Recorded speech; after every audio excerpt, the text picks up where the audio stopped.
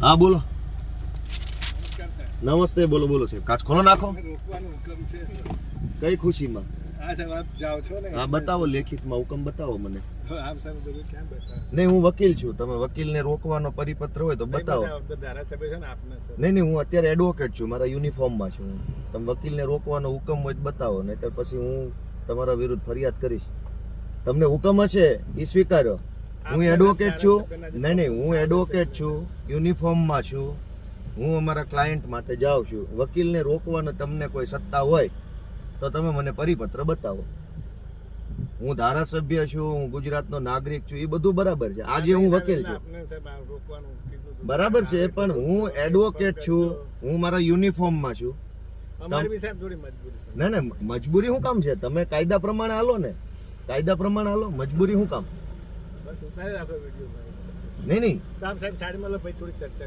નહીં, તમે મને પરિપત્ર બતાવો કે એડવોકેટને રોકવાનો તમને સત્તા મળેલી છે.